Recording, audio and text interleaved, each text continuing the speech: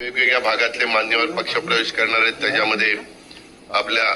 नवीन नाव झालेलं अहिल्यानगर जिल्ह्यातल्या राहुरीचे स्वतः अरुण तनपुरे साहेबांनी मधल्या काळामध्ये प्रवेश केला, परंतु त्यांनी सांगितलेलं होतं की अजित आत्ताच त्यांनी बोलताना पण सांगितलं की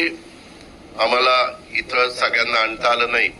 परंतु मी अरुण तनपुरे साहेबांना पण सांगतो, आपल्याला सगळ्यांना पण सांगतो, उद्याचं अधिवेशन संपल्यानंतर माझा महाराष्ट्राचा दौरा मी सुरू करणार आहे. तो करणार आहे नंदुरबारच्या पासून नंदुरबार, धुळे, जळगाव असं येत असताना मी जरूर तुम्हाला राहुरीमध्ये वेगळी तारीख देईल. त्यावेळेस आपण मोठा चांगला कार्यक्रम घेऊ. म्हणजे कार्यकर्ते इथे येऊ शकले नाही त्यांनाही तिथं निमंत्रित करून आपल्या आपल्या पक्षाची भूमिका, आपलं काम ते त्यांच्या पुढे विशद करण्याचा प्रयत्न त्या ठिकाणी होईल. आज या कार्यक्रमाला माझ्या राहुरीचे तसंच मला मागच्या वेळेस स्वतः अरुणरावांनी सांगितलं होतं की दादा पुढच्या वेळेस आमच्या इथले विजय डवले असतील, वेणुनाथ खोतकर असतील, दत्तात्रय पानसंबळ असतील, अशोक विटनोर, अय्यूब पठाण, प्रकाश भुजाडी, बाळासाहेब कुंडे, आदिनाथ कराळे, दीपक साळवे, नवनाथ ठोकणे, गोरक्षनाथ पवार, रखमाजी जाधव, दत्तात्रय शेळके, रामदास बाचकर, दत्तात्रय कवाणे, अशोक उरे, अरुण घुस, सुरेश करपे, जनार्दन गाडे, भास्करराव ढोकणे, सुभाष डुकरे, मधुकरराव पवार, महेश पानसरे, आबासाहेब वाळुंज, विलास तनपुरे, कृष्णा मुसमाडे, अप्पासाहेब जाधव,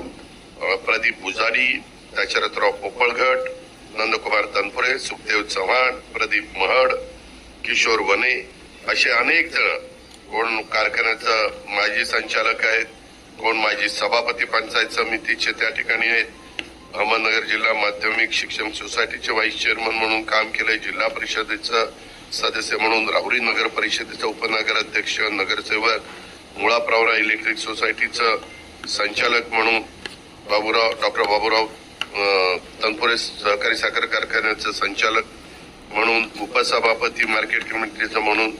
संचालक मार्केट कमिटीचं म्हणून, अशा अनेक ठिकाणी विद्यमान संचालक पण आता बरेचसे मान्यवर आहेत.